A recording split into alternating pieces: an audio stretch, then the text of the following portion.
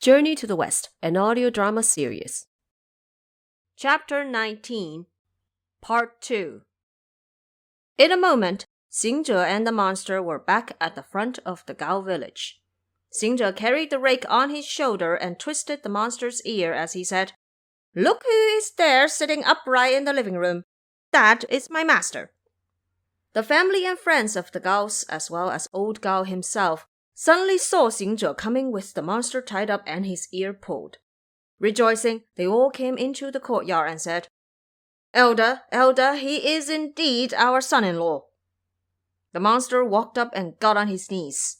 Hands still behind his back, he kowtowed to Sanzang, speaking with a loud voice. "Master, this disciple apologizes for a belated welcome. If only I knew earlier that you are living at my father-in-law's place, I would have come to pay homage, and it would have saved all this trouble." Sanzang asked, "Wukong, how did you subdue him and get him to bow to me?" Xingzhe only then released his hold before whacking the monster with the handle of the rake, shouting, "Idiot! Why don't you explain this?" The monster then recounted in detail about how Bodhisattva converted him to the good side. Sanzang was overjoyed and said, "Squire Gao, please bring out an incense table for me to use." Old Gao quickly had an incense table carried out. Sanzang then cleaned his hands and burnt incense before prostrating to the south. "We are deeply blessed by Bodhisattva's divine grace." The other elderly men also joined in on the incense burning and prostrating. Once the ceremony was done, Sanzang went into the living room to take the top seat when he instructed, "Wukong, untie him." Only then did Xingzhe shake his body and retrieve the hair, in effect untying the bond. The monster prostrated before Sanzang all over again and vowed to follow him westward. He then paid his respect to Xingzhe as well. Given that those who joined first were considered more senior, he thereby addressed Xingzhe as Shi Xiong, meaning the elder brother under the same teacher. Sanzang said, "Since you are following my way to the fruit of virtue and becoming my disciple, I shall give you a religious name so it is easier to address you."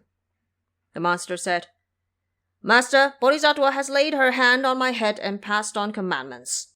She already gave me a religious name called Zhu Wuneng." Sanzang smiled and said, "That's good, very good. Your elder brother is named Wukong, which means awakening to emptiness, and your name is Wuneng, which means awakening to power. These are certainly sects under our religion."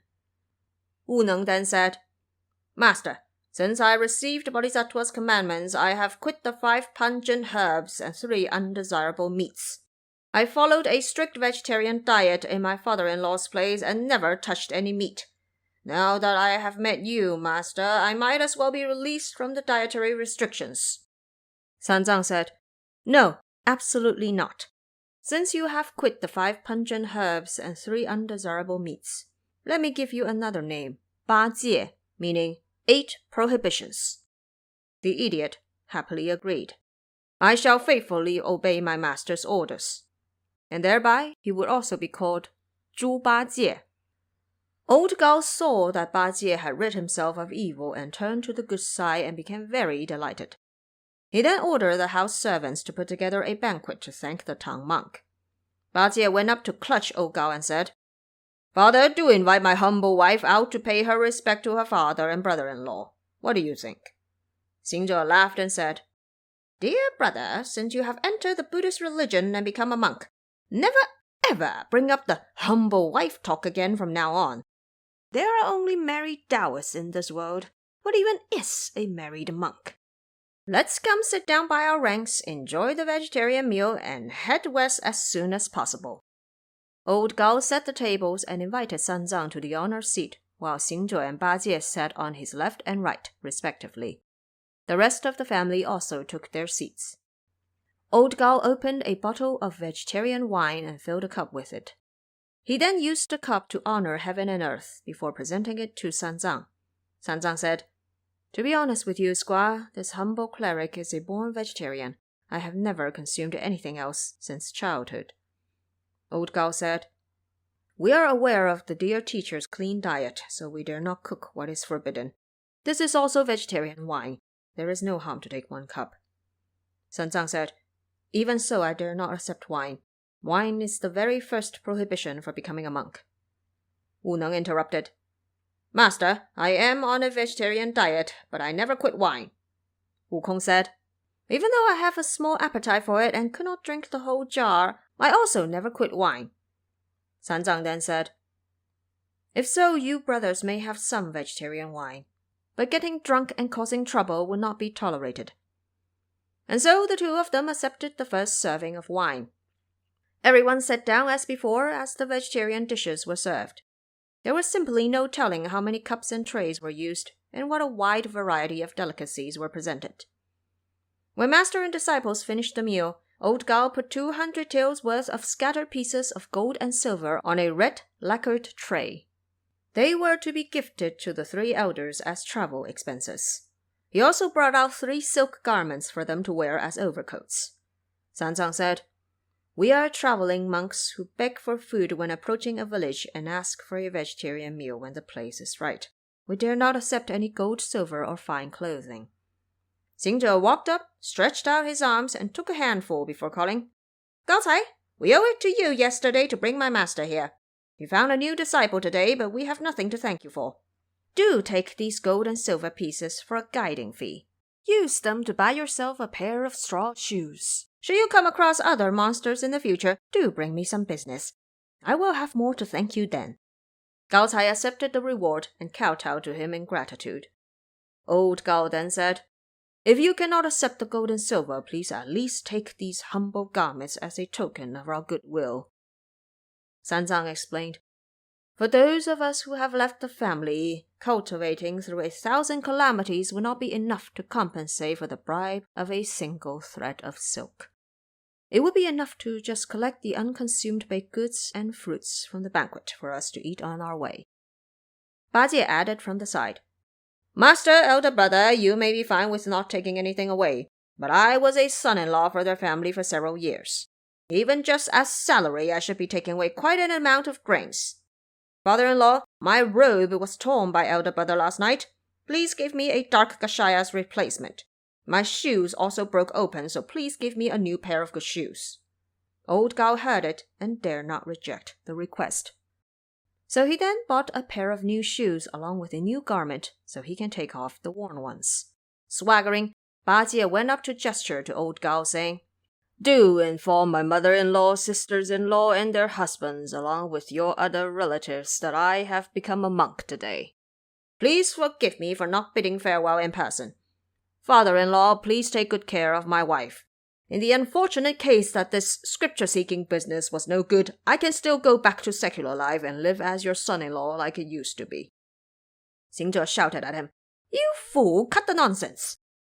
Ba Jie said, Elder brother, I am not talking nonsense. I just fear that if anything went wrong, I would fail both at being a monk and getting a wife, losing at both ends. Stop with the chatter. Let's head out as soon as possible. They then put together their luggage and had Ba Jie carry it on his back. The white horse was ready for Sanzang to ride on, and Xingzhe had his iron rod on his shoulders, leading the way. The 3 of them said goodbye to old Gao and his family and headed westward. They traveled to the west, and a month went by peacefully. Once they crossed the border of the kingdom of Wusizang, a high mountain suddenly appeared above them. Sanzang held his whip and reined in the horse to ask, Wukong, Wu Neng, the mountain ahead is rather high. Do be very careful.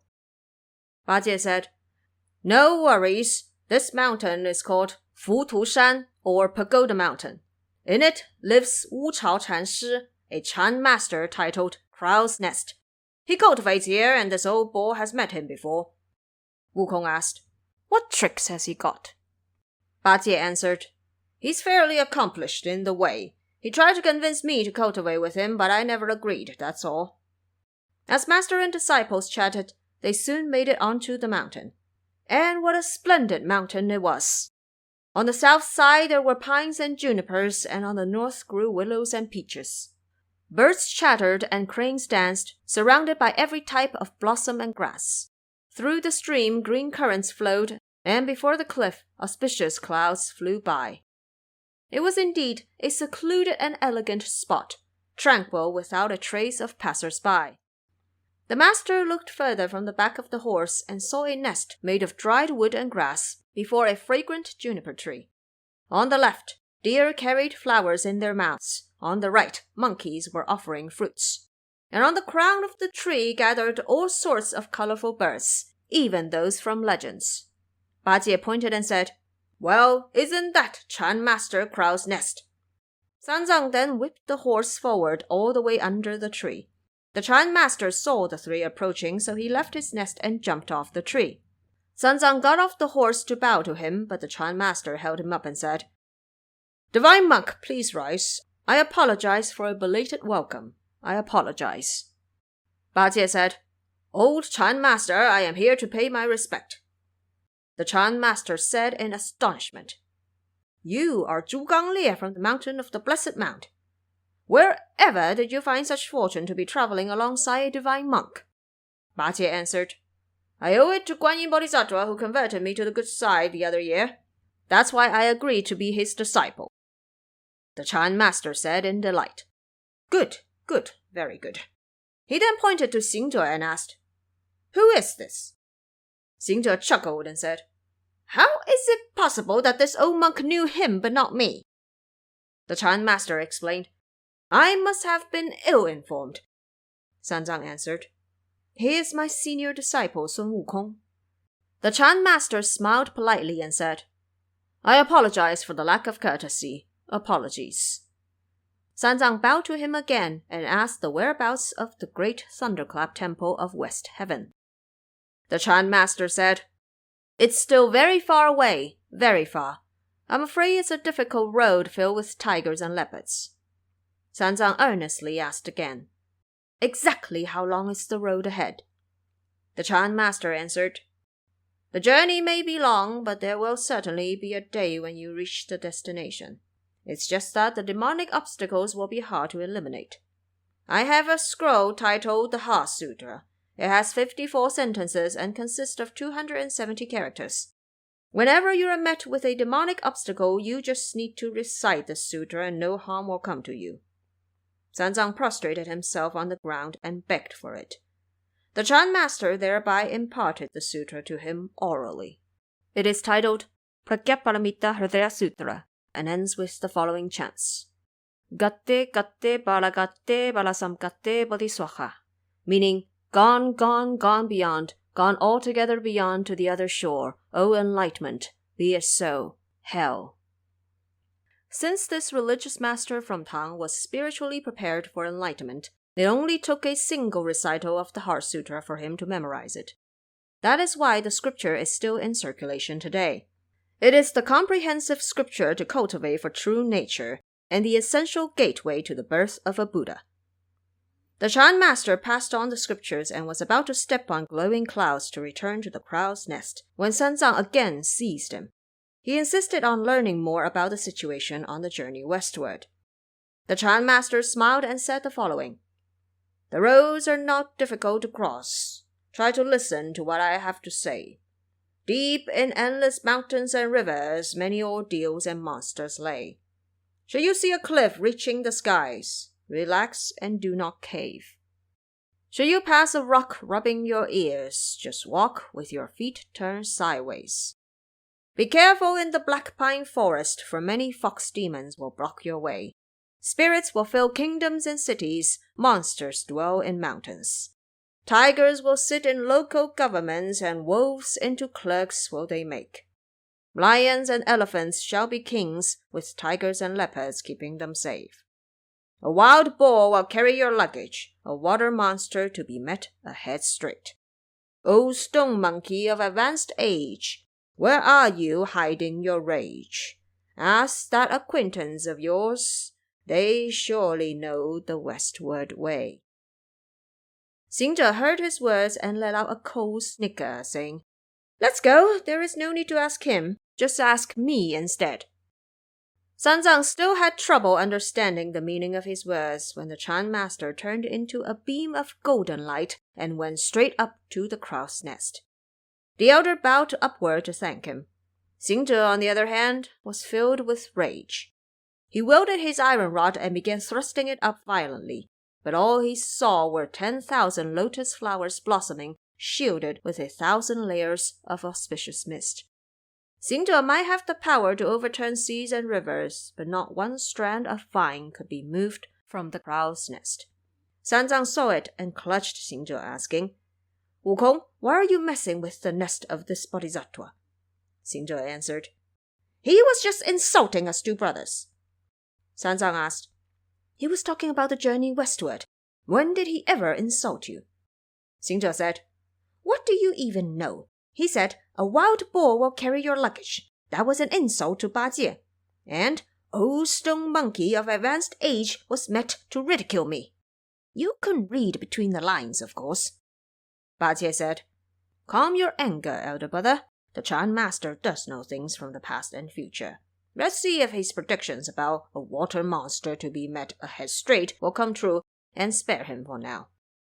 Xingzhe saw how the lotus blossoms and auspicious mist surrounded the nest, so he had no choice but ask his master to mount the horse before heading down the mountain for the west. And there they went. It's true that peaceful bliss is rare in the human world. That's why disasters and monsters thrive in the mountains. We have no idea what lies ahead. Please wait until the next chapter.